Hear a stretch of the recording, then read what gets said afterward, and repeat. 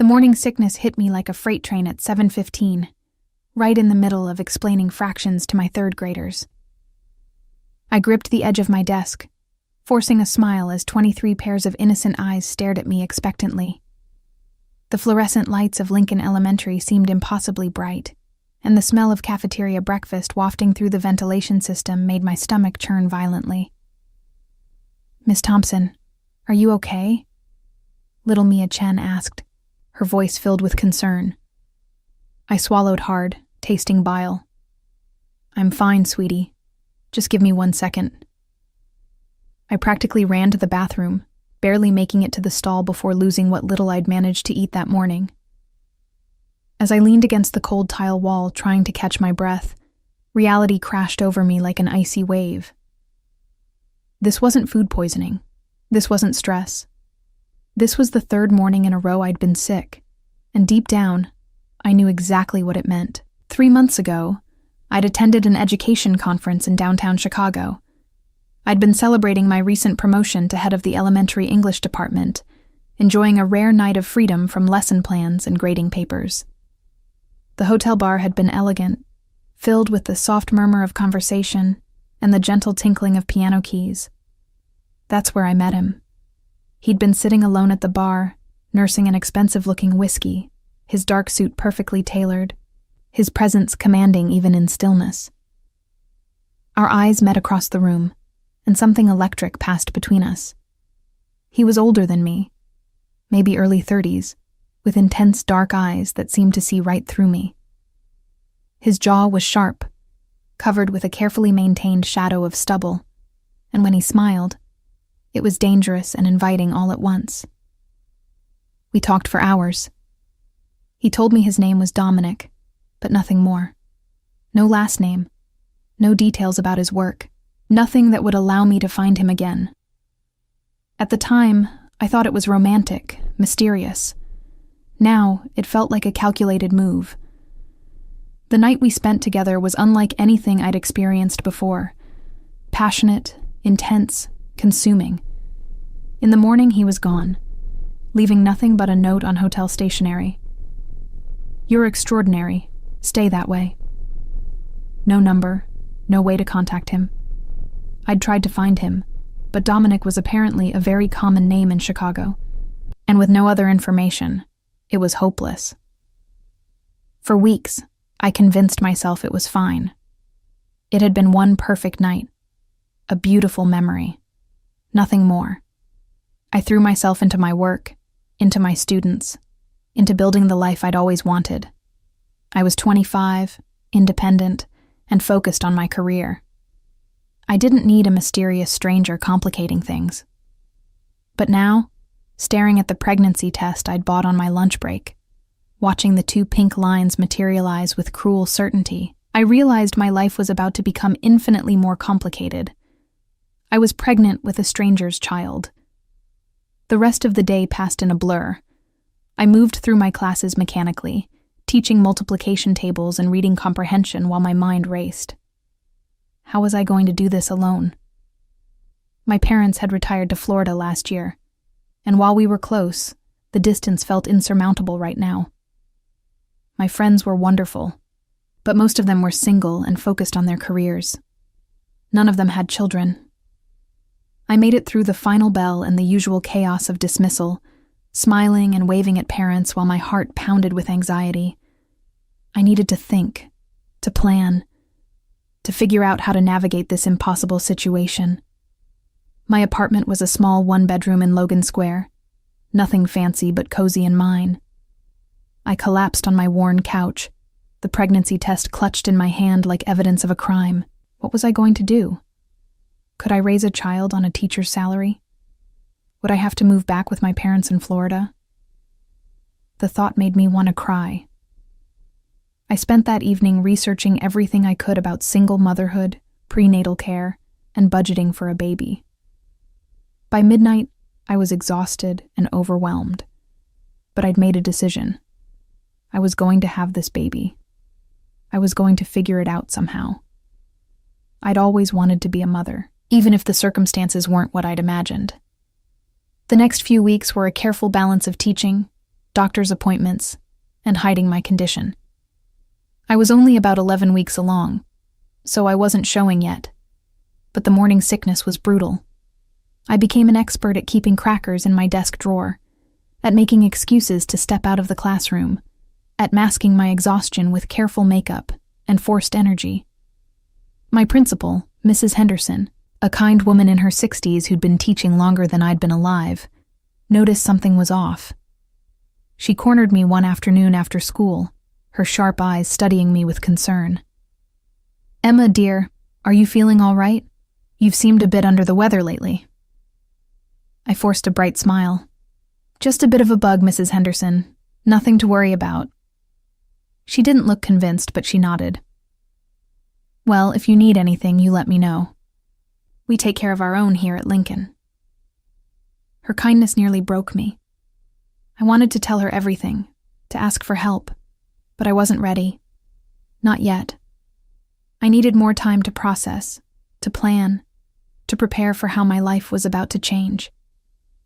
By the time I reached 13 weeks, I'd developed a system. I wore loose, flowing tops that disguised my slowly changing body. I scheduled my prenatal appointments for late afternoons when I could claim I had professional development or errands. I kept the pregnancy test hidden in the bottom of my purse, wrapped in a tissue, as if keeping it close somehow made the situation more real, more manageable. Then, everything changed on a seemingly ordinary Tuesday in October. I was in my classroom, preparing for the next day's lessons, when Mrs. Henderson called an emergency staff meeting. We all gathered in the library, confused and concerned.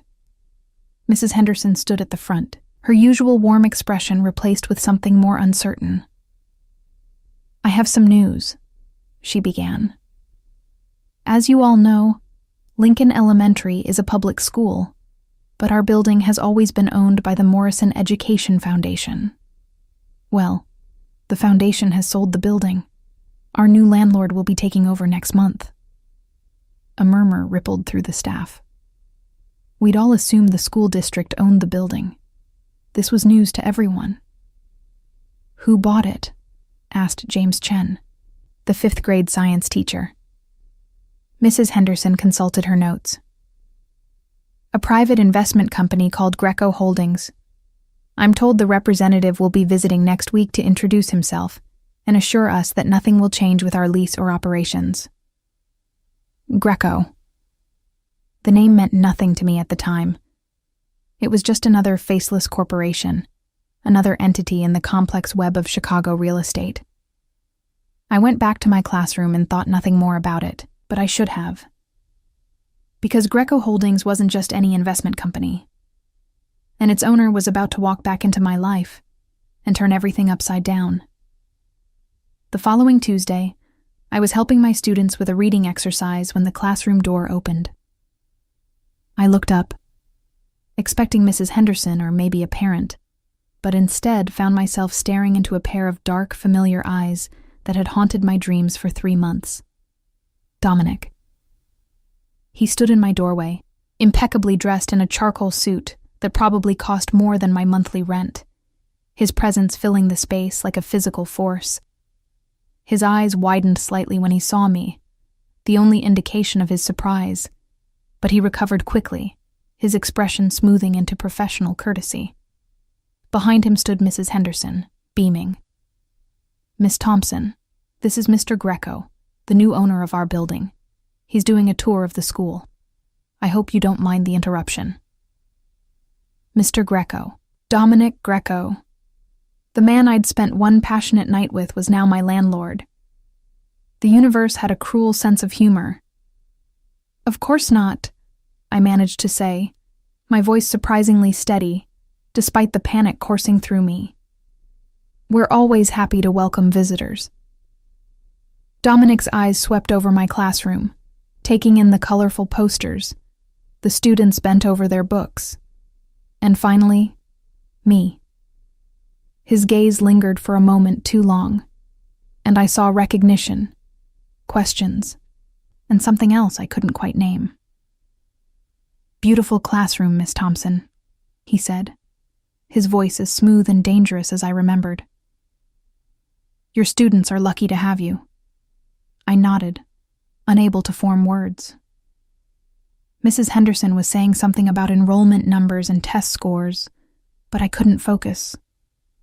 All I could think about was the pregnancy test hidden in my purse and the fact that the father of my child was standing 10 feet away, completely unaware that our one night together had consequences neither of us had anticipated. After what felt like an eternity, Mrs. Henderson led him away, but not before Dominic glanced back at me one more time, his expression unreadable. I made it through the rest of the day on autopilot, my mind racing. What were the odds? Chicago was a city of millions, and yet somehow the one man I'd been trying to forget had bought the building where I worked. I needed to think, to decide what to do. Should I tell him?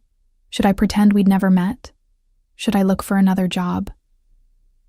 That afternoon, as I was packing up my things, there was a knock on my classroom door. I turned, expecting a parent or colleague, and instead found Dominic standing there, alone this time, his hands in his pockets. "Emma," he said quietly, testing my name on his tongue. "It is Emma, right? Emma Thompson?" I nodded, my heart pounding. "And you're Dominic Greco?" "I am." He stepped into the room, closing the door behind him. "I never expected to see you again. When I saw you earlier, I thought I was imagining things." "You left," I said, the words tumbling out before I could stop them. "That morning. No number, no way to contact you. Just a note." His jaw tightened. "I had my reasons.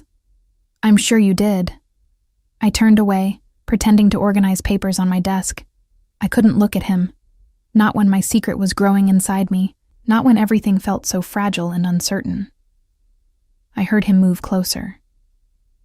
"Emma, look at me." I did, reluctantly.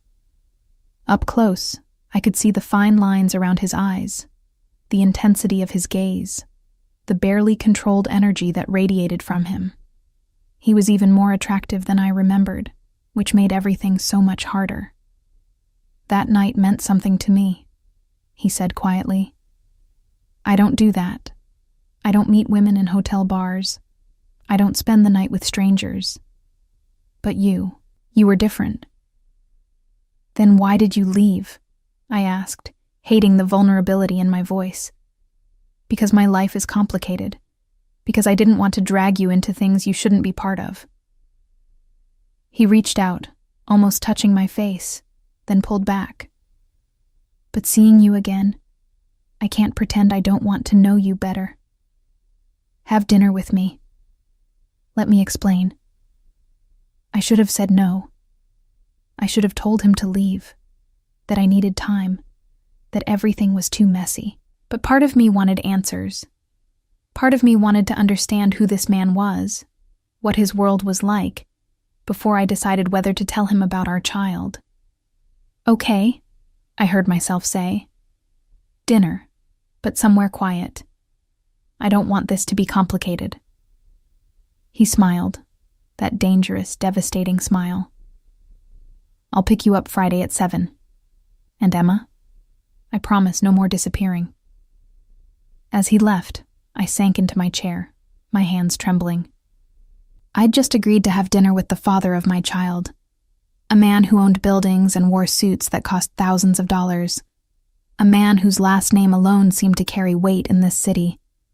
What had I gotten myself into? Friday arrived too quickly.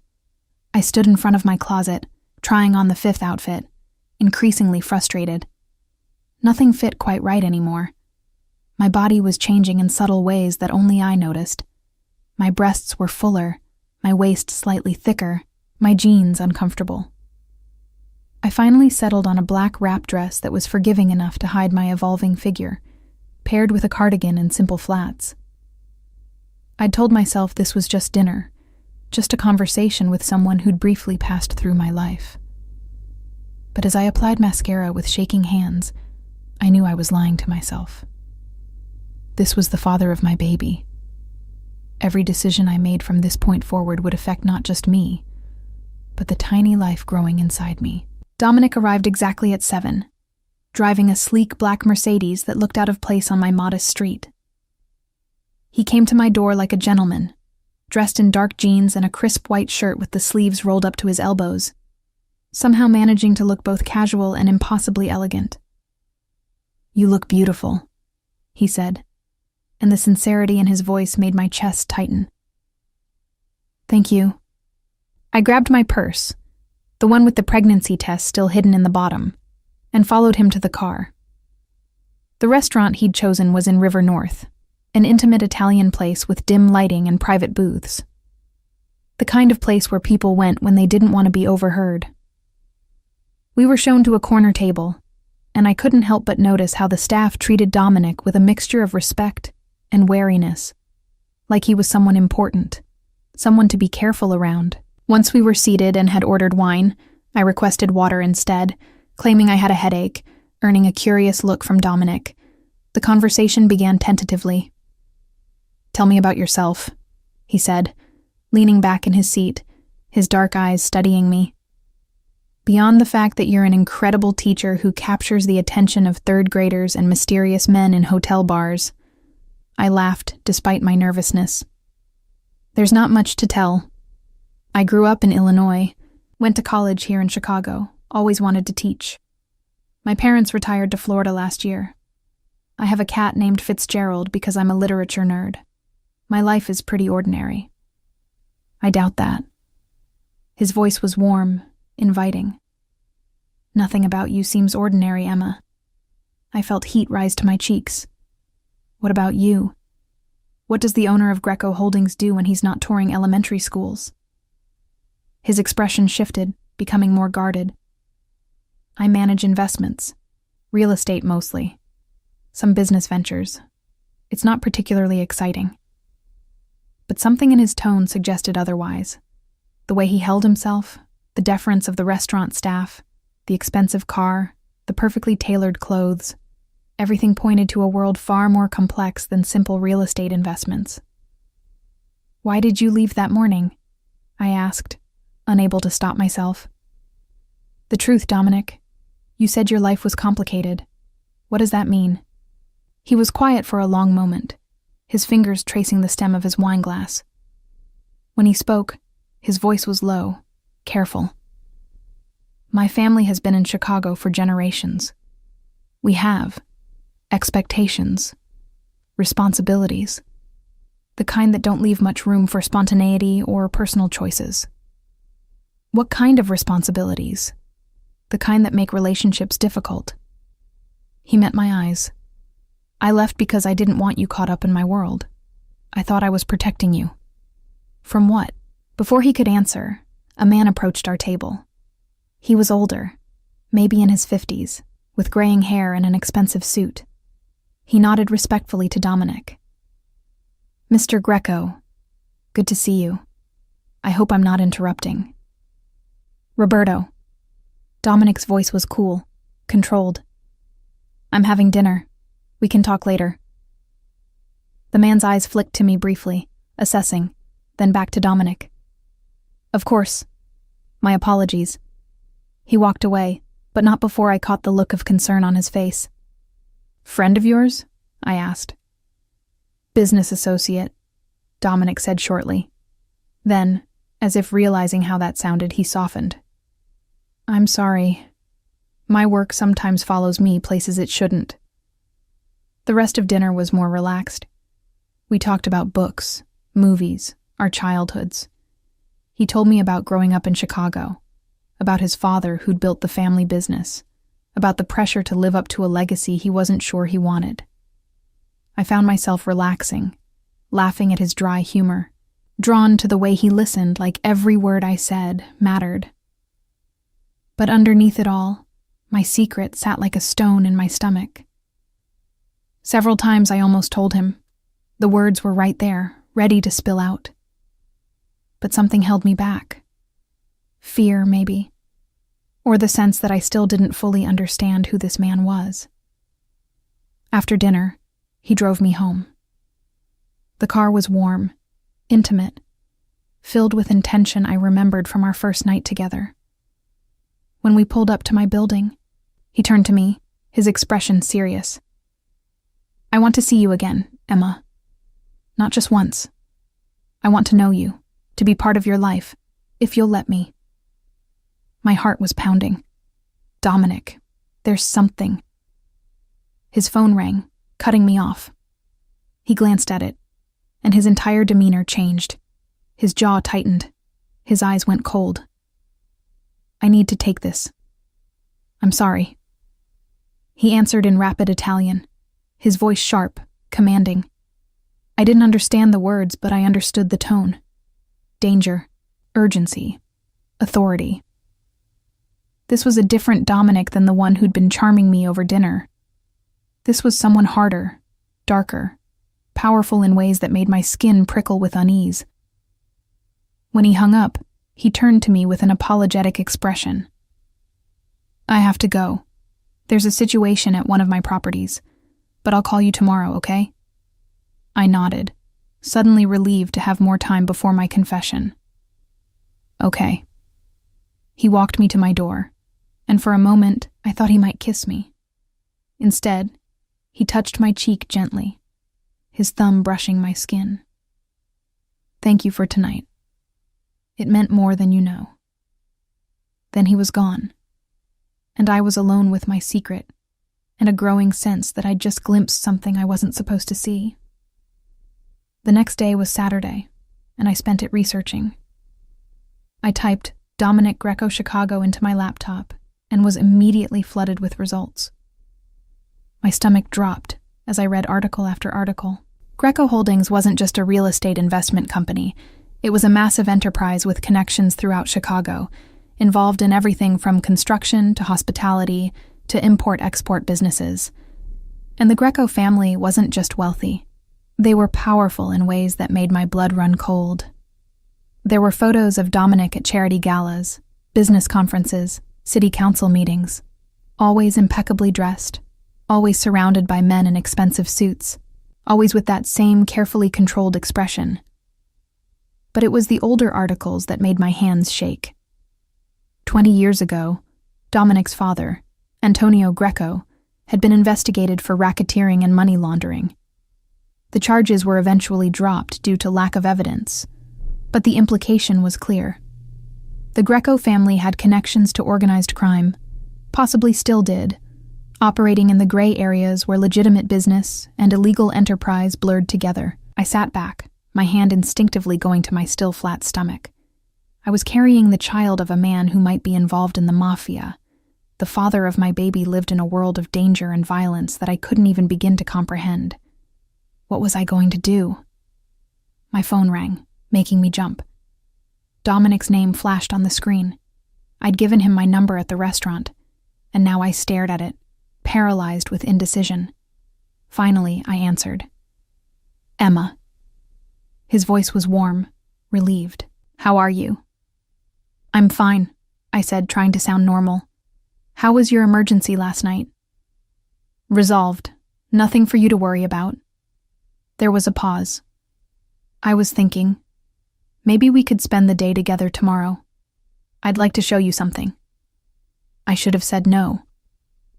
Every instinct was screaming at me to end this, to protect myself and my baby from whatever world Dominic inhabited.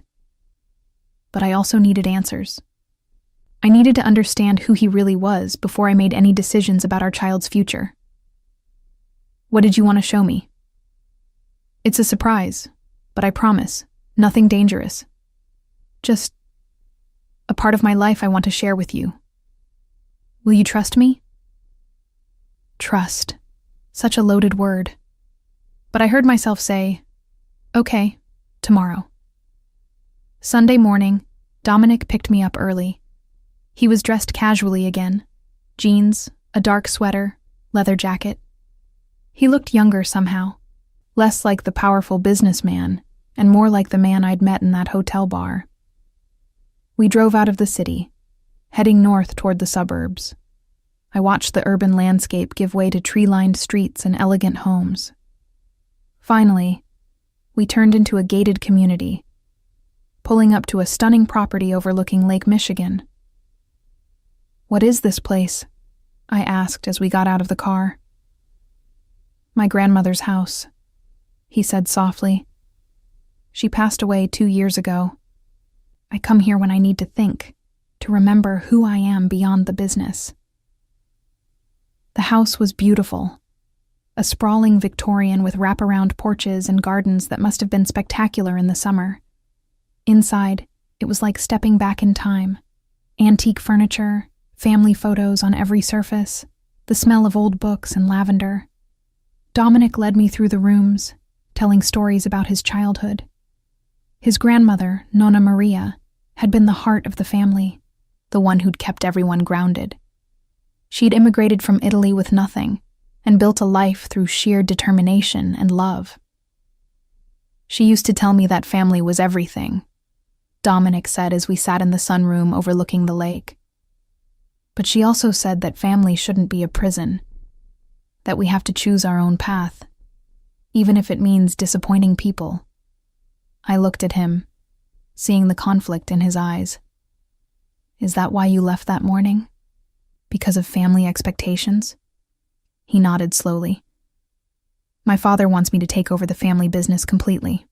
All of it. Not just the legitimate parts. He has plans, visions for expanding our influence. But He trailed off, his jaw tightening. I want something different. I want to build something clean, something I can be proud of. What do you mean by not just the legitimate parts? I asked, though I thought I already knew. Dominic met my eyes, and in that moment, I saw complete honesty. My family has a complicated history, Emma. My father, my grandfather, they did things I'm not proud of. They made deals with people who operate outside the law. And yes, there's money in our accounts that didn't come from legitimate sources.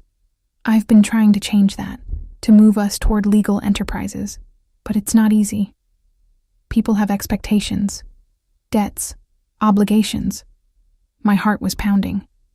Are you part of the mafia, Dominic? He was quiet for a long moment.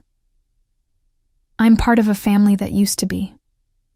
I'm trying to be part of a family that isn't anymore. But the past doesn't let go easily. There are people who still see us that way, who still expect certain things. I'm working to change our reputation, to make Greco Holdings a legitimate business empire. But it takes time. I stood up, suddenly needing space. I walked to the window, staring out at the gray waters of Lake Michigan. Everything in me was screaming to run, to get as far away from this man and his dangerous world as possible. But I also heard the sincerity in his voice, saw the conflict in his eyes. He was trying to change, to be better. And he deserved to know the truth. I turned to face him, my hand unconsciously moving to my stomach. Dominic, I need to tell you something.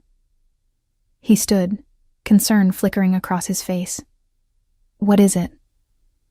Before I could speak, his phone rang again. He glanced at it and cursed under his breath. I'm sorry. I need to take this. It's urgent. He stepped out of the room, and I heard his voice rise in sharp Italian, anger and frustration clear even though I couldn't understand the words. When he came back, his face was pale, his expression grim. I need to take you home, now. There's been an incident at one of our warehouses. Someone was hurt. Is it serious? I asked, grabbing my purse. It could be. His voice was tight with controlled fury. Someone's sending a message, trying to provoke us into a response. The drive back to the city was tense and silent. I could feel the danger radiating from him, the barely contained violence that lurked beneath his civilized exterior. This was the world he lived in, a world of threats and retaliation, of messages sent through violence. When we reached my apartment, he walked me to the door, his eyes constantly scanning the street like he expected trouble. I'm sorry our day was cut short. I'll make it up to you. Dominic, be careful, I said, surprising myself with the depth of concern in my voice. He touched my face, his expression softening. I will. And Emma? Whatever you wanted to tell me, we'll talk soon. I promise. Then he was gone, and I was left standing in my doorway, watching his car disappear down the street, my secret still locked inside me. But I knew I couldn't wait much longer. Soon my body would betray my secret. Soon, the choice would be taken from me. I went inside and pulled the pregnancy test from my purse, staring at those 2 pink lines. Tomorrow, I decided. Tomorrow I would tell him, no matter what. Our child deserved a father, and Dominic deserved to know the truth, regardless of how complicated his world was. I just hoped that when I finally found the courage to speak, it wouldn't be too late. Monday morning arrived with the kind of crisp autumn air that usually made me feel energized and ready to face my students. Instead, I felt exhausted, anxious, and increasingly nauseous. I'd barely slept, running through countless scenarios of how to tell Dominic about the pregnancy. Every imagined conversation ended badly, with him angry, or worse, indifferent. I dressed carefully in loose layers, grabbed my oversized purse with its hidden secret, and headed to school. Lincoln Elementary was buzzing with its usual Monday energy, children running through the hallways, teachers clutching coffee cups like lifelines, the smell of crayons and cleaning products permeating everything. My morning classes went smoothly until recess, when the nausea hit again. I excused myself, telling my teaching assistant to watch the class, and hurried to the staff bathroom. As I splashed cold water on my face afterward, Mrs. Henderson found me. "Emma, dear, you really don't look well." Her voice was gentle, but firm. "Maybe you should go home for the day." "I'm fine, really. Just a stomach bug that won't quit." I forced a smile that felt more like a grimace. She studied me with those sharp, experienced eyes. "Emma, I've been teaching for 40 years. I've seen pregnant women try to hide morning sickness more times than I can count." Her voice dropped to a whisper. "If you need accommodations or want to talk about maternity leave planning, my door is always open." I felt tears prick my eyes. "How did you know?" "You've been eating crackers constantly, you've stopped drinking coffee, and you've developed a tendency to bolt from the room at odd times." She smiled kindly. "Plus, I'm a mother of 4. I recognize the signs. But don't worry. Your secret is safe with me until you're ready to share it." After she left, I stood in the bathroom, overwhelmed by gratitude and fear in equal measure. At least I had one ally who understood. But that made it even more urgent that I tell Dominic. He deserved to know before the whole world figured it out. I made it through the rest of the day by sheer willpower. When the final bell rang, I packed up my things quickly, planning to go straight home and call Dominic. I needed to arrange a meeting, somewhere private where we could talk without interruption. But as I walked toward the school's entrance, I saw his Mercedes parked outside. Dominic was leaning against it, looking out of place among the minivans and sedans of parent pickup. When he saw me, he straightened, and I noticed he looked tired, shadows under his eyes that hadn't been there yesterday. "Hey," he said as I approached.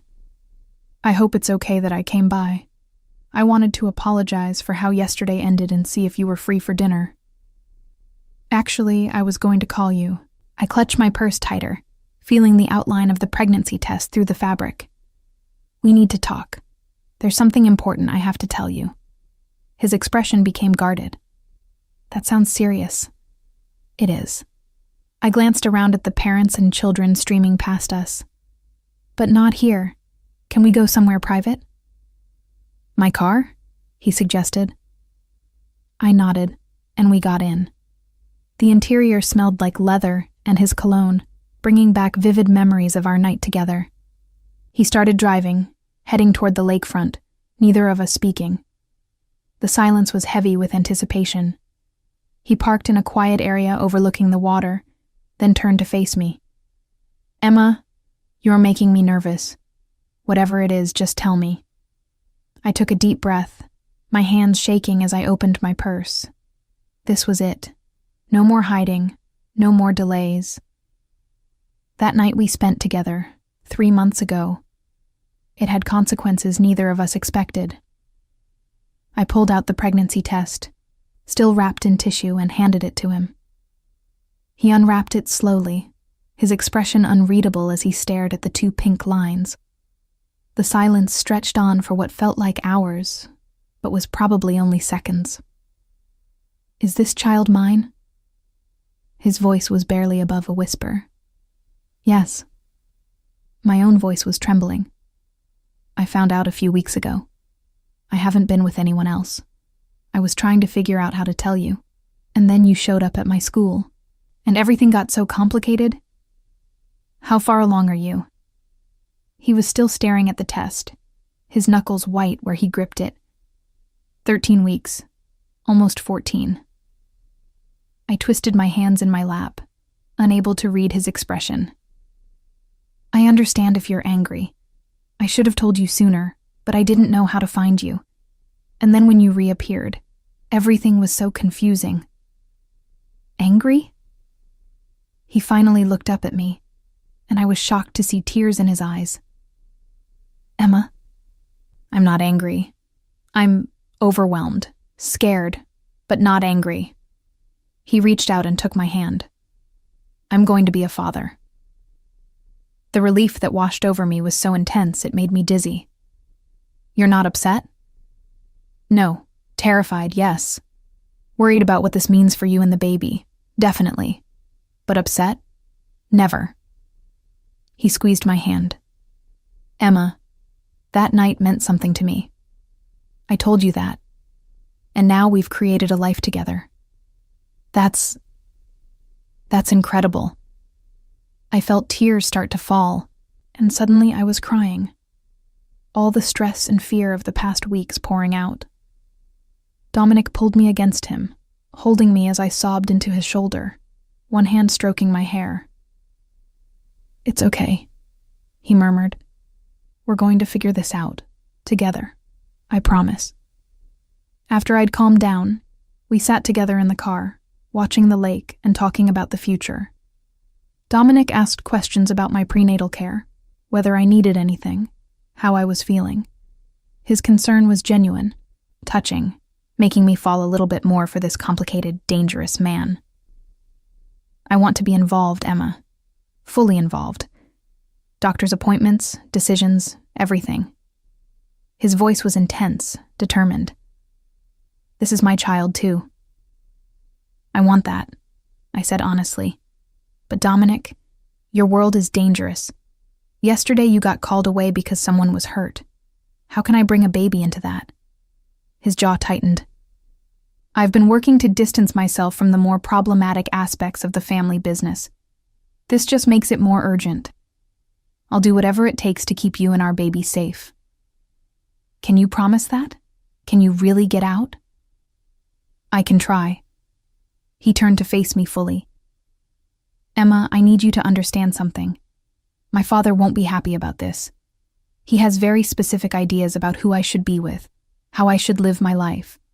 An elementary school teacher who's pregnant with his grandchild wasn't part of his plan." "What are you saying?" Fear crept into my voice. "I'm saying we need to be careful. We need to be smart about how we handle this." He paused, seeming to wrestle with his next words. "Would you consider moving? Just temporarily, somewhere safer until I can sort things out with my family? I can't just leave my job, my life. I know. I'm not asking you to. Just be aware that things might get complicated." He touched my face gently. "I will protect you and our baby. That's not negotiable. But I need you to trust me." Before I could respond, my purse, which I'd left on my lap, suddenly slipped and fell onto the car floor. Everything spilled out: wallet, keys, lip gloss, pens, and papers, including a folded copy of my first ultrasound picture that I'd been carrying around like a talisman. Dominic bent to help me gather everything, and his hand closed around the ultrasound image. He unfolded it slowly, staring at the grainy black and white image of our baby. His entire body went still. "This is..." His voice cracked. "Our baby," I said softly. 12 weeks in that picture. I have another appointment next week. You could come, if you want to." He looked up at me, and the raw emotion in his face took my breath away.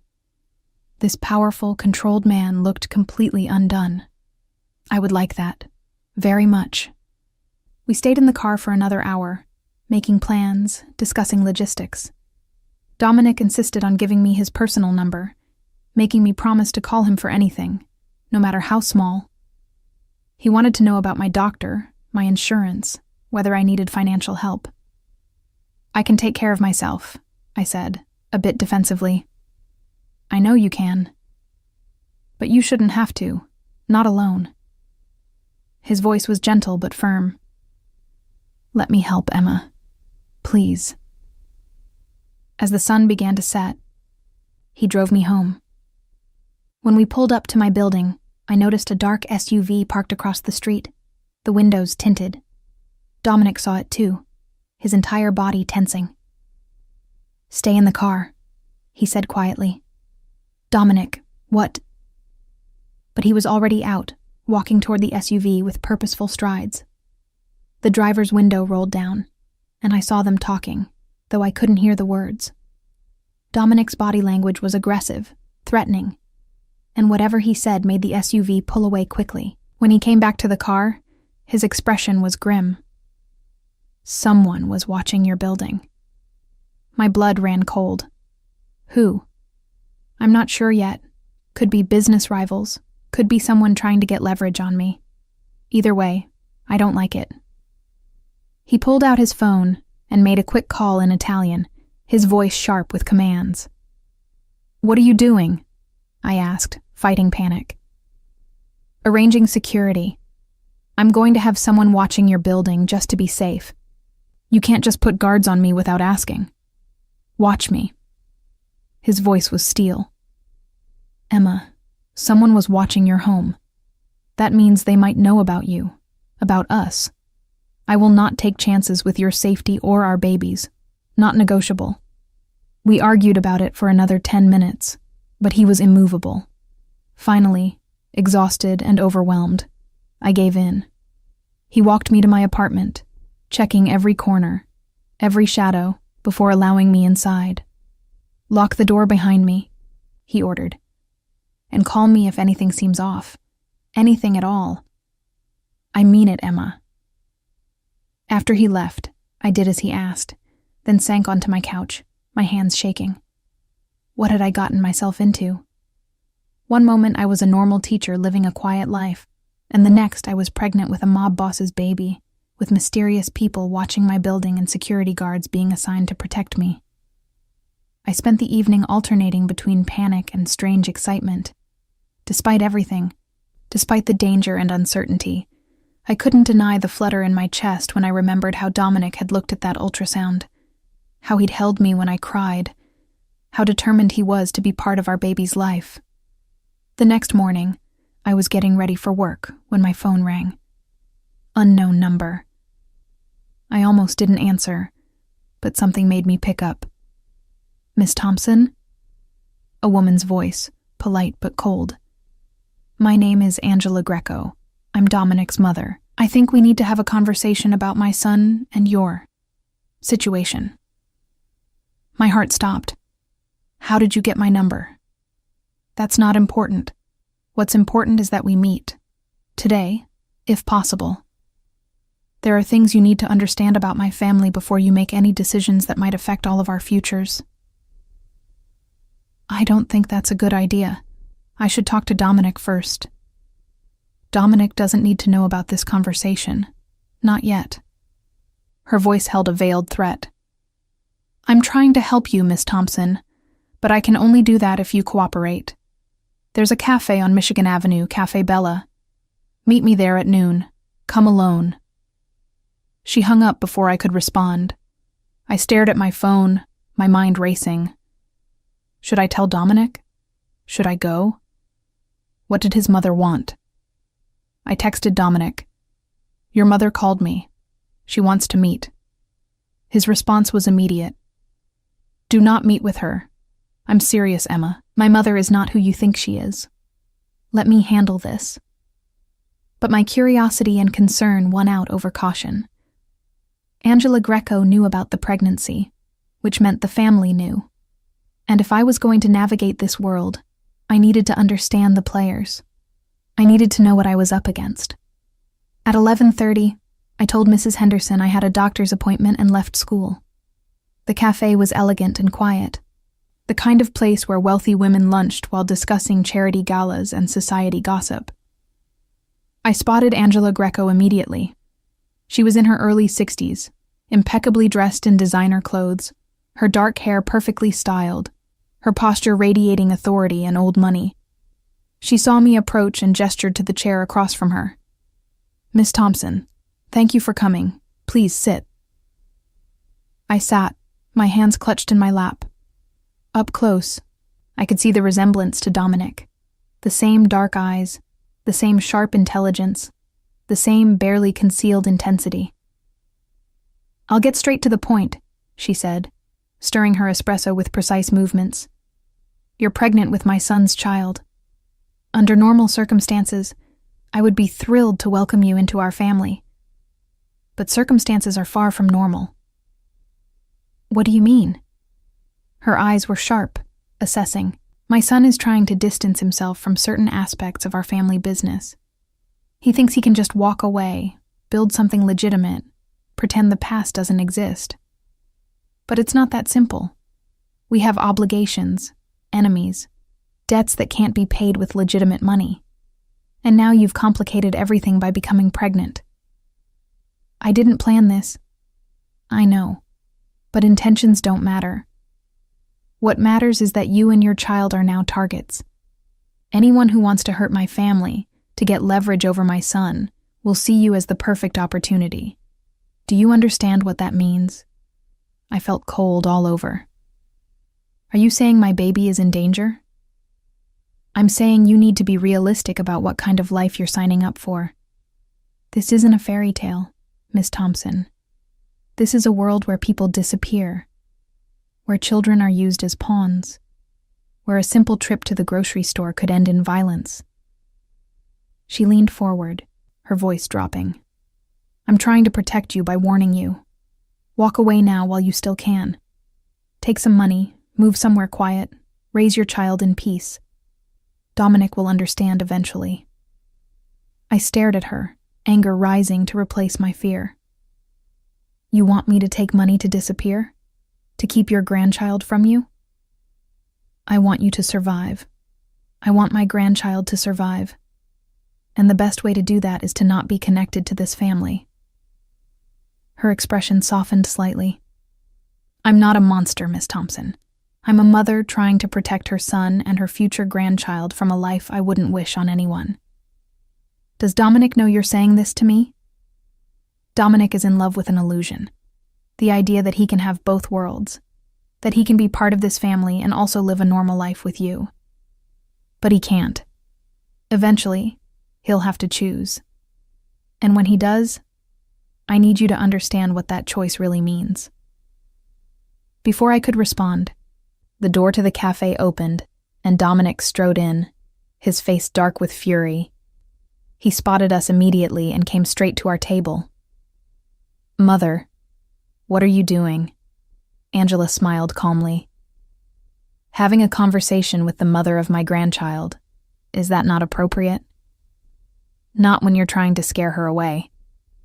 He looked at me, his expression softening. "Emma, are you okay?" I nodded, unable to speak. The tension between mother and son was palpable. Years of conflict and love and resentment swirling in the space between them. "I'm trying to help her see reality," Angela said, standing. "But I can see you're not ready to hear it. Fine. Do things your way, Dominic. But when this ends badly, and it will, don't say I didn't warn you both." She picked up her purse and walked out, leaving us in shocked silence. Dominic sank into the chair she'd vacated, running his hands through his hair. "I'm so sorry. I should have known she'd try something like this." "Is she right?" I asked quietly. "About the danger? About this being impossible?" "No, she's not." He took my hands, his grip fierce. "Emma, my mother has lived in fear her entire life. She's let that fear control her, make her cynical. But I'm not her. I won't let fear dictate my choices. I want you and our baby in my life, and I will do whatever it takes to make that safe. I wanted to believe him, but Angela's words echoed in my mind. Eventually he'll have to choose, and when he does, what choice would he make? And more importantly, what choice would I? The days following my meeting with Angela Greco became a strange blend of normalcy and surreal danger. I continued teaching, my students blissfully unaware that their beloved Miss Thompson was pregnant with the child of Chicago's most complicated family. But outside the classroom walls, my life had transformed into something unrecognizable. True to his word, Dominic had arranged security. A rotation of 3 men in dark suits took turns watching my building, following me to school, sitting in cars outside while I taught. At first, their presence terrified me. A constant reminder that I needed protection meant I was in actual danger. But after a few days, I found their presence oddly comforting. At least someone was watching my back. Dominic and I fell into a routine. He came by most evenings after work, bringing dinner from restaurants I'd never be able to afford on my salary.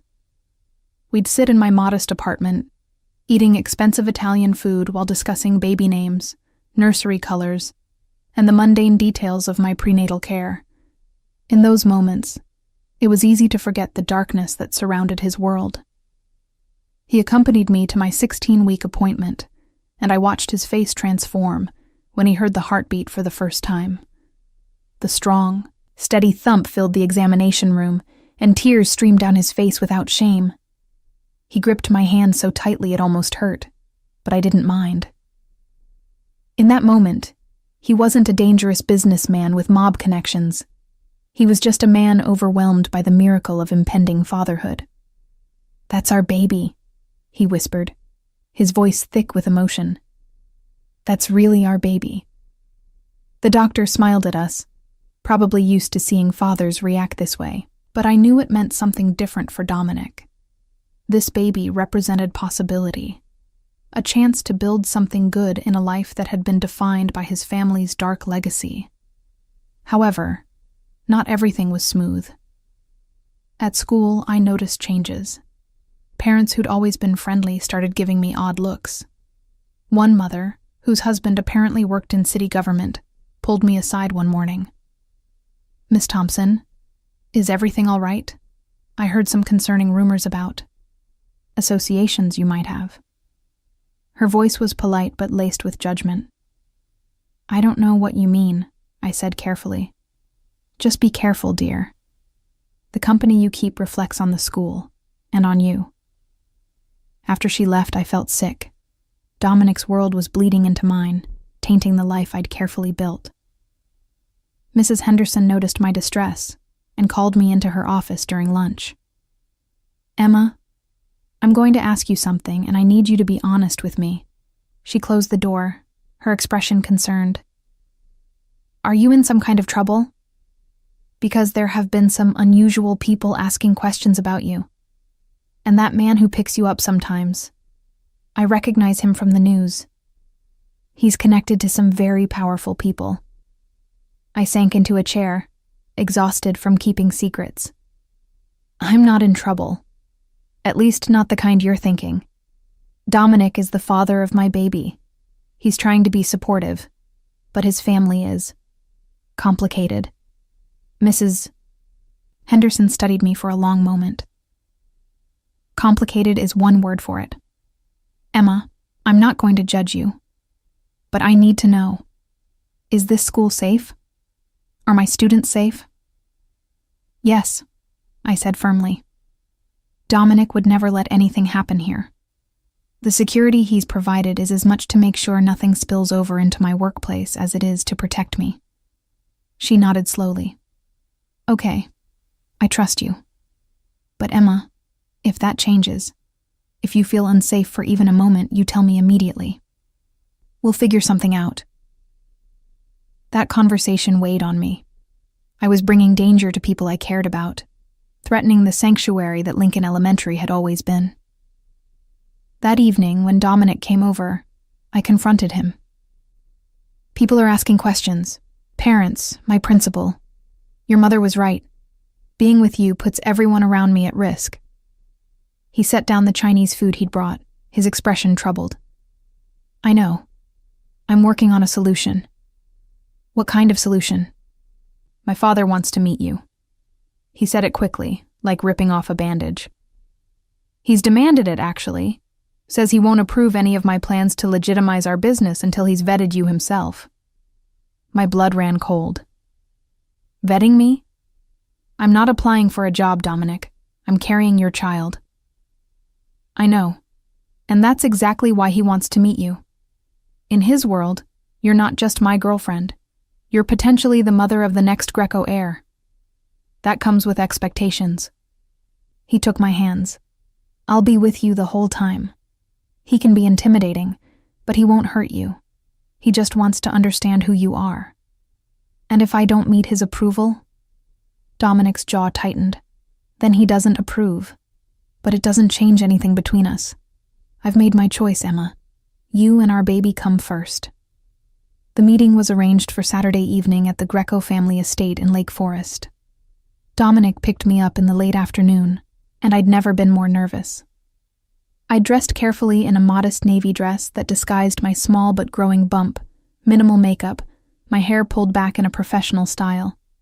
I was meeting the head of what might still be a crime family, and I had no idea what to expect.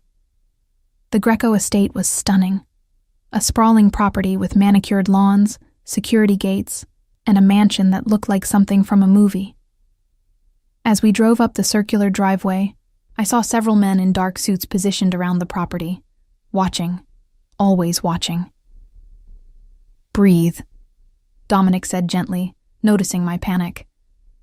Just be yourself. That's all you need to be. Inside, the house was elegant but surprisingly warm, filled with family photos and the smell of cooking food. Angela Greco greeted us in the foyer, her expression neutral as her eyes swept over me. Dominic, Miss Thompson, my husband is waiting in his study. She led us through the house, her heels clicking on marble floors. Antonio Greco's study was exactly what I'd imagined. Dark wood paneling, leather furniture, shelves filled with books and expensive liquor. He stood as we entered, a man in his late 60s with Dominic's dark eyes, and a presence that commanded immediate respect and fear in equal measure. So, he said, his voice accented with Italian inflections. This is the teacher who's captured my son's heart. He gestured to a chair.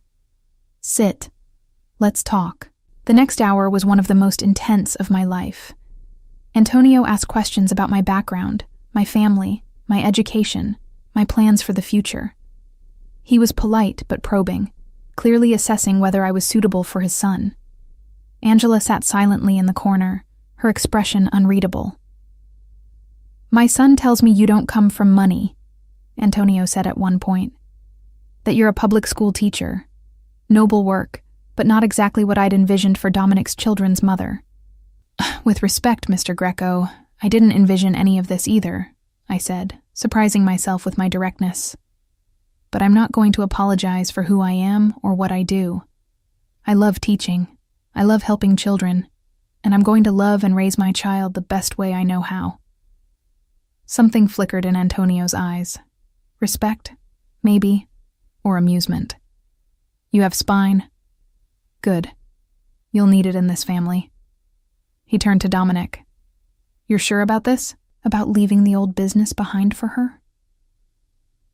I'm not leaving for her, Dominic said firmly. I'm leaving because it's the right thing to do. Emma just made the decision easier. Antonio was quiet for a long moment, studying both of us. Finally, he stood and walked to his desk, pulling out an envelope. Very well. If you're determined to go legitimate, I won't stop you. But understand, this changes everything. The protections our old associations provided, the leverage we had, the fear that kept enemies at bay, all of that goes away if we clean up our operations. I understand, Dominic said. Do you? Antonio's voice was sharp. Because there are people who won't be happy about this. People who see our families shift as weakness, as an opportunity. They might try to take advantage. They might come after the things you care about. His eyes moved to me, the implication clear. Then we'll deal with them, Dominic said, his voice steady. Together, Antonio handed him the envelope. These are documents transferring the legitimate holdings to your name exclusively. The other operations, the ones we're shutting down, I'll handle the transitions. But Emma needs to understand something. He looked at me directly. You're not just dating my son. You're not just having his baby. You're becoming part of a family with a very specific history. People will judge you, fear you, or try to use you because of our name. Are you prepared for that? I thought about the suspicious parents at school, the guards outside my building, Angela's warnings. I thought about my quiet, safe life that had been turned upside down. Then I thought about Dominic's hand in mine, the sound of our baby's heartbeat, the possibility of a future together. I'm prepared to try, I said quietly. For my child. For Dominic. I'm prepared to try. Antonio nodded slowly.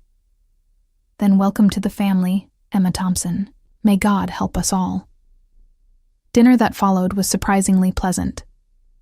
Angela thawed slightly, asking about my pregnancy, sharing stories about when she'd been expecting Dominic.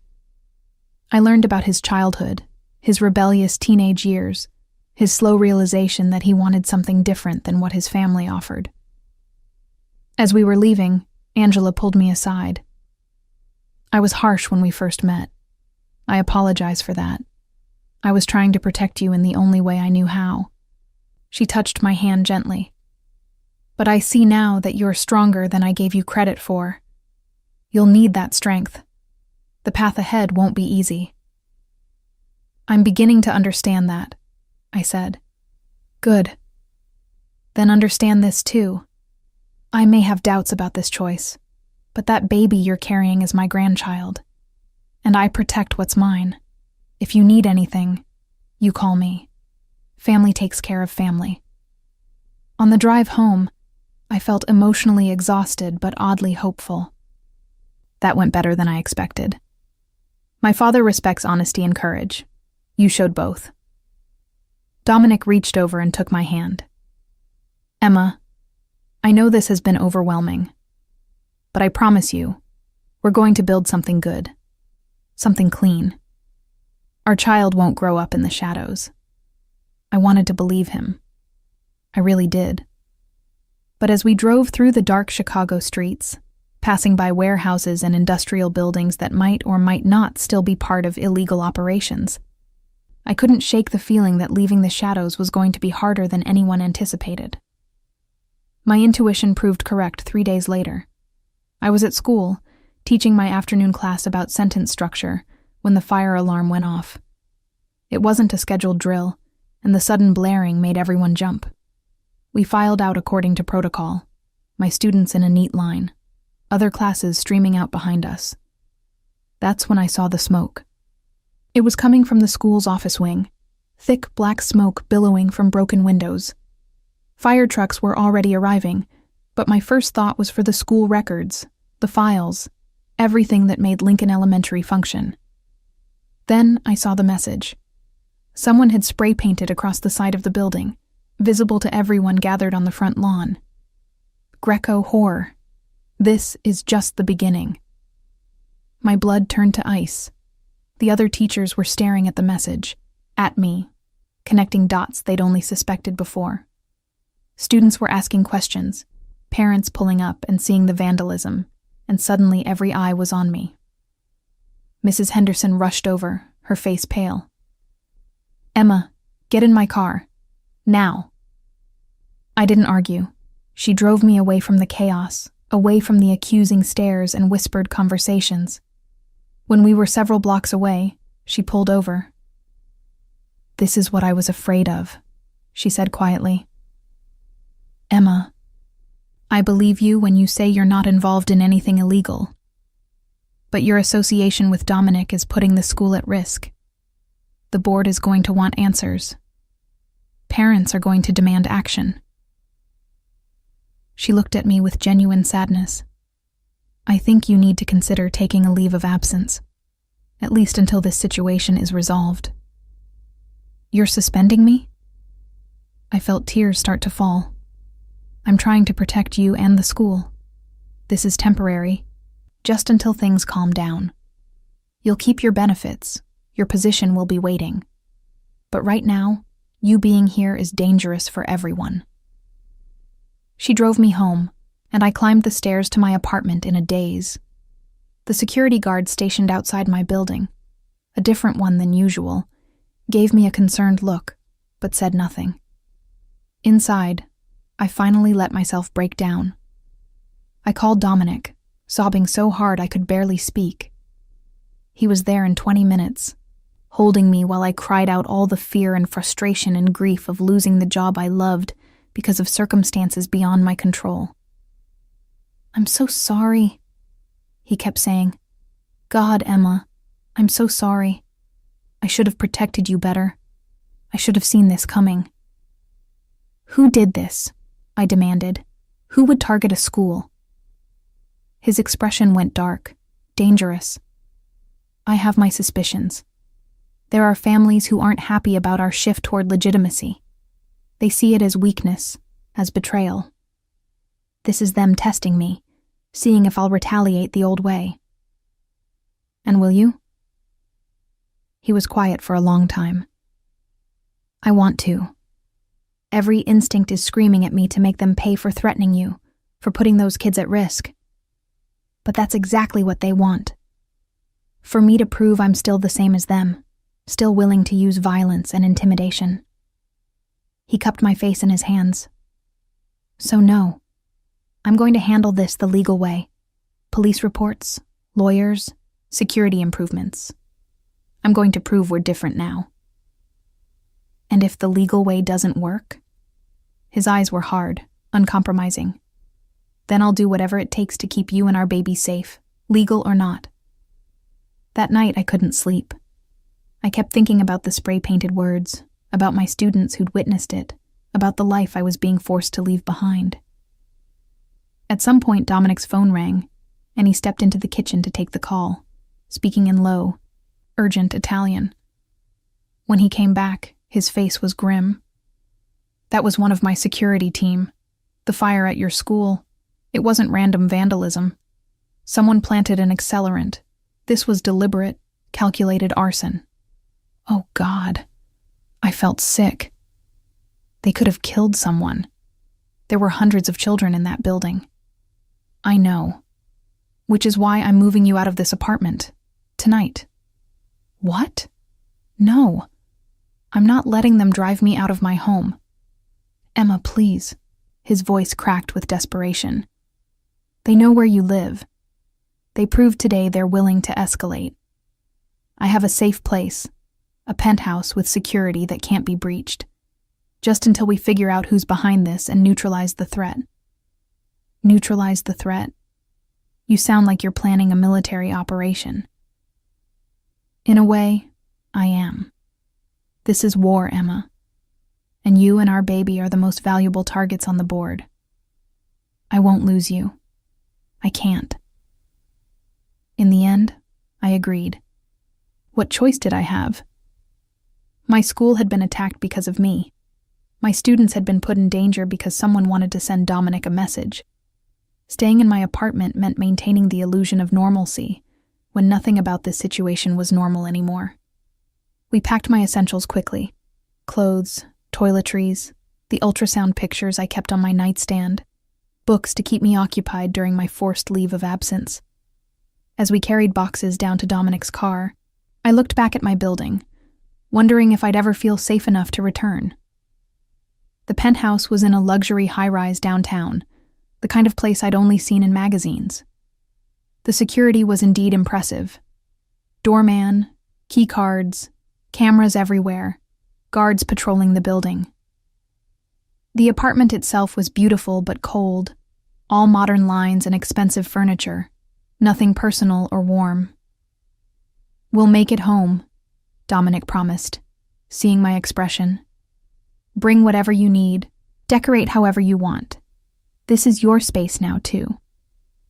As I stood at the floor-to-ceiling windows, looking out over the glittering Chicago skyline, I placed my hand on my growing belly. My baby kicked for the first time then, a tiny flutter that made me gasp. "What is it?" Dominic was at my side instantly, concerned. "The baby." I felt the baby move. I guided his hand to where mine had been, and we stood together waiting. After a moment, there it was again. A small but definite flutter against his palm. His face transformed. Wonder replacing the stress and anger that had defined the past few days. "That's incredible. That's our baby, Emma. Our baby is saying hello." In that moment, despite everything, the danger, the upheaval, the uncertainty, I felt a surge of fierce determination. This child was worth fighting for. This future we were trying to build was worth the risk. Whatever came next, whatever enemies Dominic's family had made, whatever dangers lurked in the transition from criminal empire to legitimate business, we would face it together. We had to. Because now, there was no going back. Living in Dominic's penthouse was like existing in a gilded cage. Everything was beautiful, comfortable, and secure. But I couldn't shake the feeling of being trapped. The security measures that had seemed excessive before now felt necessary but suffocating. I couldn't leave without an escort. I couldn't go anywhere without careful planning and risk assessment. My life had been reduced to the confines of luxury high-rise walls. The days blended together. I tried to maintain some semblance of routine. Reading, preparing lesson plans for when I could return to teaching, researching everything about pregnancy and newborn care. Dominic came home most evenings, usually late, always exhausted, his face drawn with the stress of transitioning the family business while dealing with increasing threats. "Another warehouse was vandalized," he told me one night, loosening his tie as he collapsed onto the couch beside me. "Third one this month.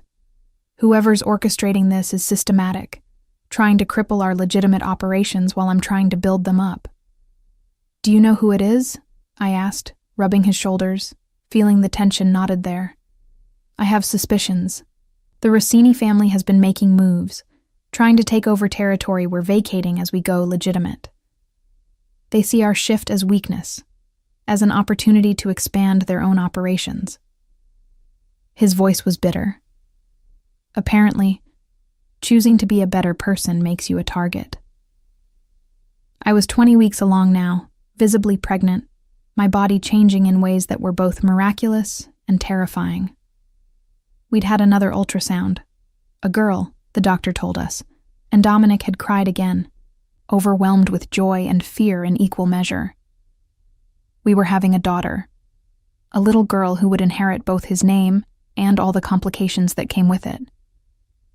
"We need to think about names," I said, trying to lighten the mood. "We can't just keep calling her the baby." He managed a smile. "I've been thinking about that. What about Sophia?" It was my grandmother's name. The woman who taught me that family could be about love instead of just power. Sophia. I tested it on my tongue, imagining calling it across a playground, whispering it over a crib. Sophia Rose Thompson Greco. I like it. Thompson Greco? He raised an eyebrow. "Unless you have a problem with my name being part of hers?" I challenged. No, I love it. She should carry both our legacies, the good parts anyway." He placed his hand on my belly, and Sophia kicked immediately, as if acknowledging her father. "I promise you, little one, you're going to have a better life than I did. Cleaner, safer." But the threats kept coming. Anonymous calls to Dominic's business line. Suspicious packages left at properties he managed. Graffiti appearing on buildings faster than it could be removed. Each incident was calculated, designed to create fear and instability without crossing into violence that would trigger a full police investigation. Then, 3 days before Christmas, everything escalated. I was in the penthouse alone. Dominic had gone to a business meeting that morning when someone knocked on the door. Not the intercom from the lobby, but directly on the penthouse door. The security system should have made that impossible. I approached cautiously, checking the peephole. A man stood there, older, well-dressed, someone I didn't recognize. But something about his posture, the way he waited patiently, suggested he knew I was watching. "Mrs. Greco?" His voice was polite, cultured. Or should I say Miss Thompson? "We haven't met, but I'm a friend of the family. I need to speak with you about Dominic." Every instinct screamed danger. "How did you get up here?" "I have friends in this building. It wasn't difficult. Please, I just want to talk. 5 minutes of your time could save a lot of trouble for everyone involved." Against my better judgment, I opened the door, keeping the chain locked. "Say what you need to say from there." He smiled, but it didn't reach his eyes. "My name is Marco Rossini. I believe you've heard of my family." My blood ran cold. This was the enemy, the one orchestrating the attacks against Dominic's properties. "What do you want?" "To deliver a message. Your boyfriend is making a mistake, trying to go legitimate. He thinks he can just abandon his family's obligations, our agreements, our shared history. But business doesn't work that way. There are consequences for betrayal." "He's not betraying anyone. He's trying to build something better." "Better for whom? Not for the families who've relied on the Grecos for decades. Not for the people whose livelihoods depend on our networks. Dominic's idealism is going to destroy more than just his own empire." Marco's expression hardened. "So I'm asking you, as a reasonable woman who surely doesn't want her child born into a war, convince him to reconsider, convince him to honor his father's commitments." "Or what?" I challenged, though my voice shook. "Or the attacks get worse, much worse, and we stop being careful about collateral damage." His eyes dropped pointedly to my pregnant belly. "That would be tragic, don't you think? A young mother and her unborn child caught in crossfire that could have been avoided." Before I could respond, the elevator dinged, and Dominic's voice called out. "Emma?" Marco's eyes never left mine. "Think about what I said. You have influence over him. Use it wisely." Then he turned and walked calmly toward the fire stairs, disappearing before Dominic reached the door. I stood frozen, my hands protectively over my stomach. When Dominic saw my face, he immediately went on alert. "What happened? What's wrong?" I told him everything, watching his expression darken with each word. By the time I finished, his hands were clenched into fists, his jaw tight with barely controlled rage. "He came here. To our home. He threatened you and Sophia." His voice was dangerously quiet.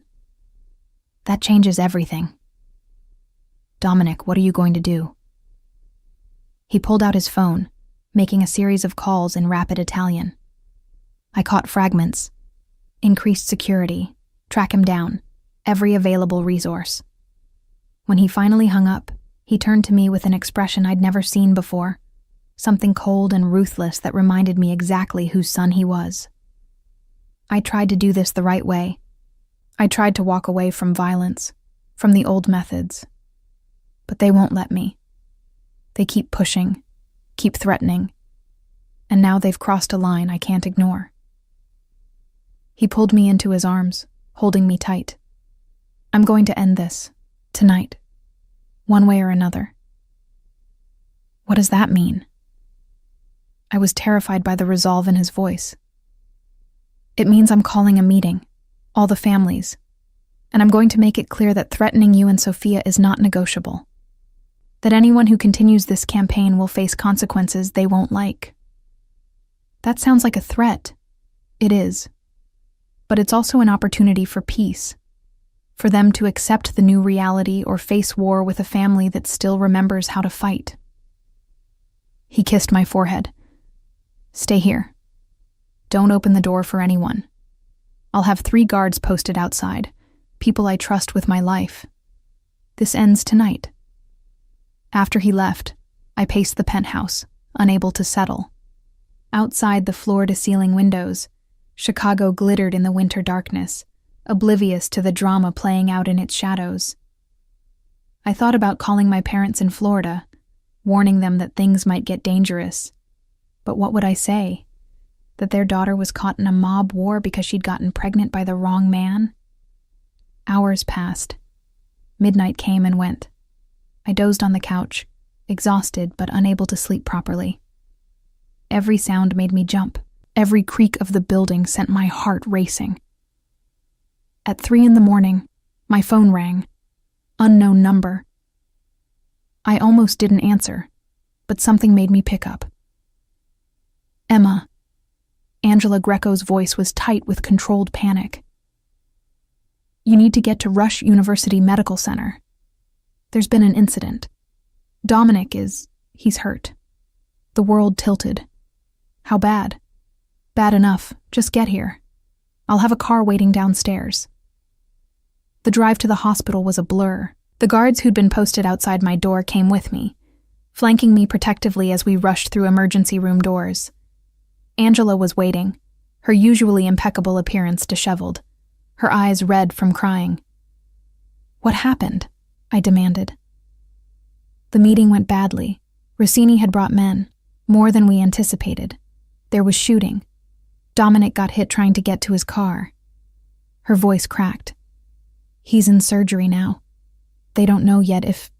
They just don't know." I sank into a waiting room chair, my hands on my belly, trying to breathe through the panic. This couldn't be happening. Dominic couldn't die. Not now. Not when we were finally building something. Not when Sophia needed her father. Antonio Greco arrived shortly after, and I'd never seen the powerful man look so diminished. His face was gray, aged years in a single night.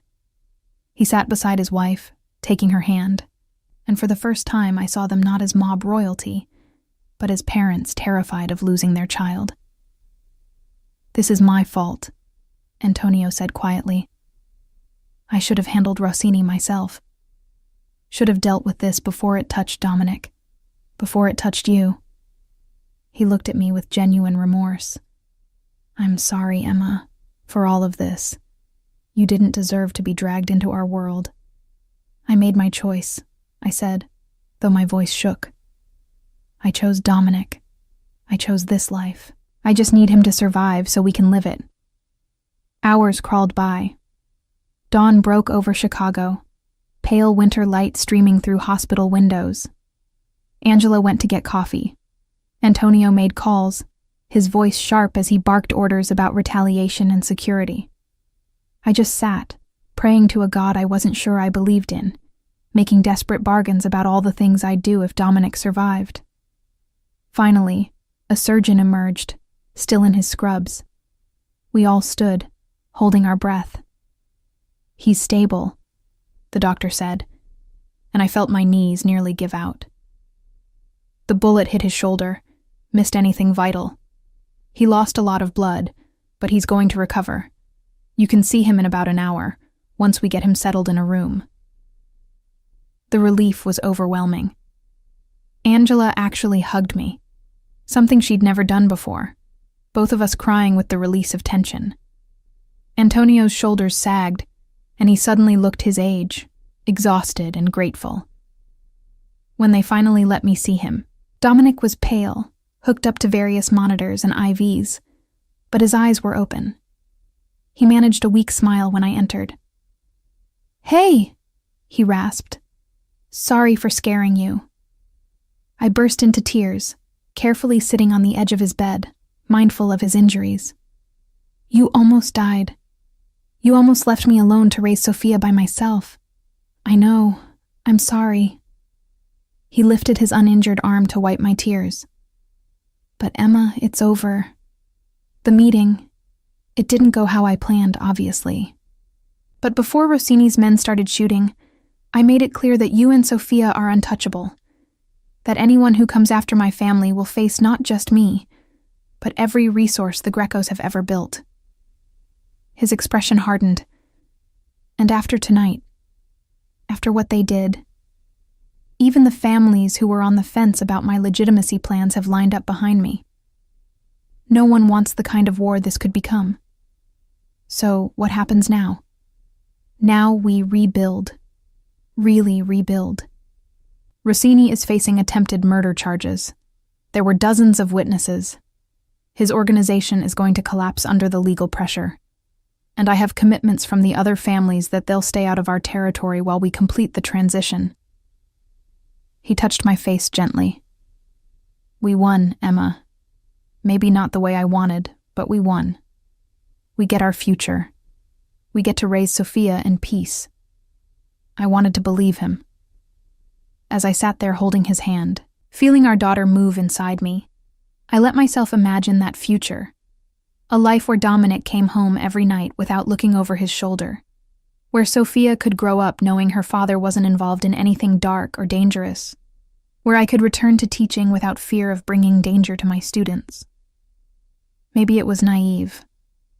Maybe there would always be ghosts from the Greco family's past. Always be people who remembered what they used to be. But sitting there in that hospital room, watching Dominic's chest rise and fall with steady breaths, I chose to hope. We'd survive the worst. Surely we could handle whatever came next. Dominic came home from the hospital 3 days after Christmas, his arm in a sling, moving carefully but determined to recover quickly. The penthouse had been transformed in his absence. Angela and I had worked together, awkwardly at first, then with growing warmth, to make it feel less like a showroom and more like a home. There were photos now, comfortable throws on the furniture, and we'd set up the beginning of a nursery in one of the spare bedrooms. You did all this? Dominic asked, looking around with wonder. We need a home, not just a safe house, I said. If we're really starting over, we should start properly. The new year brought changes. Marco Rossini and 3 of his lieutenants were indicted on multiple charges, including attempted murder, racketeering, and arson at Lincoln Elementary. The evidence was overwhelming, collected over months by law enforcement who'd been building a case. Dominic's shooting had given them the final piece they needed. With Rossini's organization in chaos, the pressure on us eased. The threats stopped. The vandalism ended. For the first time in months, I could breathe without constantly looking over my shoulder. Mrs. Henderson called in January, her voice warm. Emma, the school has been repaired. We'd love to have you back if you're ready.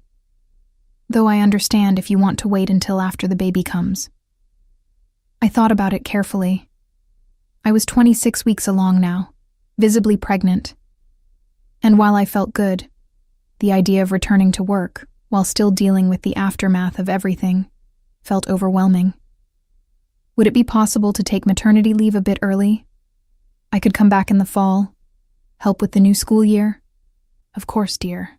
Your position will be waiting. You're one of our best teachers. We're not letting you go that easily. The relief of knowing I had a job to return to, a life beyond being Dominic Greco's girlfriend, was immense. I loved him. Loved the life we were building. But I also needed to be Emma Thompson, the teacher who helped kids discover their love of reading, who made a difference in small but meaningful ways. Dominic's recovery progressed well. His shoulder healed, and with it came a new determination to complete the business transition. He worked with lawyers and accountants, systematically divesting from anything questionable, investing in legitimate ventures, real estate development, restaurants, import-export businesses that operated completely above board. His father, surprisingly, supported the changes. The shooting had shaken Antonio, forced him to confront what his legacy had become. I built an empire, he told us one Sunday dinner at the family estate. But I also built a prison. For myself, for my family. Maybe it's time to let it go. Angela, too, had softened. She came by the penthouse regularly, bringing baby clothes and offering advice about pregnancy and motherhood. "I was too harsh with you at first," she admitted one afternoon as we assembled the crib together. "I was trying to protect Dominic the only way I knew how. But you've been good for him. You've given him something to fight for that isn't about power or territory." "He's been good for me too," I said honestly. "I was living a safe, small life. He's shown me I'm capable of more than I thought." By March, I was 34 weeks along, huge and uncomfortable but glowing according to everyone who saw me. Dominic had become obsessively protective, barely letting me lift anything heavier than a book, insisting I rest constantly, attending every single prenatal appointment with detailed lists of questions for the doctor. "I'm pregnant, not dying," I teased him one evening as he fussed over whether I was comfortable enough on the couch. "I know. But I almost lost you. I almost lost both of you." His hand spread across my belly, feeling Sophia's movements. "I'm allowed to be careful with what matters most." We took childbirth classes together, the only couple there where the father showed up in a designer suit having come directly from business meetings. The other couples would whisper, clearly recognizing Dominic's name, but we ignored them. This was our moment, our preparation for becoming parents. Sophia Rose Thompson Greco arrived on April 15th at 6 in the morning, after 14 hours of labor that Dominic never left my side for. He held my hand, wiped my forehead, encouraged me through every contraction, and when they finally placed our daughter in my arms, his tears fell freely. She was perfect. 7 pounds, 3 ounces of absolute perfection, with dark hair like her father and my nose, her tiny fist immediately curling around Dominic's finger like she knew exactly who he was. "She's beautiful," he whispered, his voice choked with emotion. "She's the most beautiful thing I've ever seen." "We made her," I said, still overwhelmed by what we'd just accomplished. "We made this perfect person." The next few weeks were an exhausting blur of feeding schedules, diaper changes, and learning to function on almost no sleep. But they were also the happiest weeks of my life. Watching Dominic with Sophia was a revelation. This powerful, sometimes dangerous man reduced to tears by a baby's smile, pacing the floor at 3 in the morning, singing Italian lullabies his grandmother had taught him, changing diapers with the same focused intensity he brought to business deals. Angela and Antonio were devoted grandparents, visiting often, helping when we needed it, marveling over every tiny development. "She has your eyes, Emma," Angela said one afternoon, holding Sophia with practiced ease. But Dominic's stubborn determination. Poor thing didn't stand a chance. She's going to be a force of nature. When Sophia was 6 weeks old, Dominic insisted on doing something he'd been planning for months. He arranged a small ceremony in the penthouse with just family and a few close friends. Father Michael, the priest who'd known the Greco family for decades, came to bless our daughter and, to my surprise, to marry us. "You want to get married? Now?" I asked when Dominic showed me the marriage license he'd obtained. "I wanted to ask properly, with a ring and flowers and all the romance you deserve. But Emma, I can't wait anymore. I want Sophia to grow up seeing her parents committed to each other. I want you to be my wife, legally and officially. I want the world to know you're mine and I'm yours." He pulled out a small velvet box, opening it to reveal a stunning diamond ring. "Will you marry me? Will you take a chance on a reformed crime boss who loves you more than he ever thought possible?" I laughed through tears. "You're impossible." And yes, of course, yes. The ceremony was simple but beautiful. I wore a cream dress Angela had helped me pick out, held Sophia in one arm while Dominic held my other hand, and made vows about love and partnership and building a future together. When Father Michael pronounced us husband and wife, Dominic kissed me with all the passion and promise of that first night we'd met, and I knew without doubt that this was exactly where I was meant to be.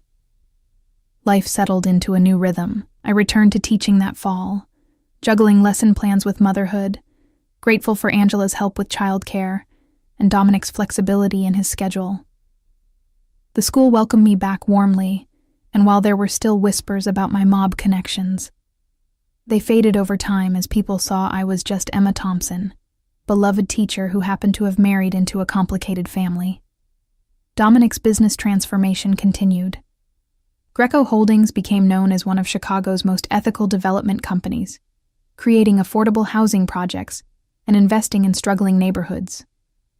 It was slower, less profitable than the old ways, but Dominic was building something he could be proud of, something Sophia could inherit without shame. We moved out of the penthouse when Sophia turned 1, buying a house in Lincoln Park with a yard and good schools nearby. It wasn't as secure as the high-rise, but by then, we didn't need fortress-level security. The threats had ended. The Greco name was being rehabilitated. We were just another family in Chicago, albeit one with an interesting past. On Sophia's 2nd birthday, the extended family gathered at our house for a party. My parents had flown in from Florida, charmed despite their initial reservations by their granddaughter and by Dominic's obvious devotion to his family. Angela and Antonia were there, along with Dominic's cousins, and the few family friends who'd survived the transition away from criminal enterprise. As I watched Sophia toddle around the yard, chasing bubbles and laughing with pure joy, Dominic came up behind me, wrapping his arms around my waist. "Happy?" he asked. I leaned back against him. "Incredibly. Are you?" I never thought I could be this happy. Never thought I deserved it. He turned me to face him. "You saved me, Emma. You and Sophia. You gave me a reason to be better, to want better." "We saved each other," I corrected. "I was playing it safe, hiding from life. You showed me I could be brave, that I could handle more than I thought." He kissed me softly. "Think we could handle one more?" I pulled back, searching his face. "Are you asking if I want another baby?" "Maybe, someday, when you're ready. I like the idea of Sophia having a sibling, of growing our family." He smiled. "Besides, I'm getting good at the whole father thing." I laughed. "You really are. Okay, someday.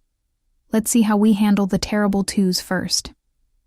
As the party continued around us, I thought about how far we'd come.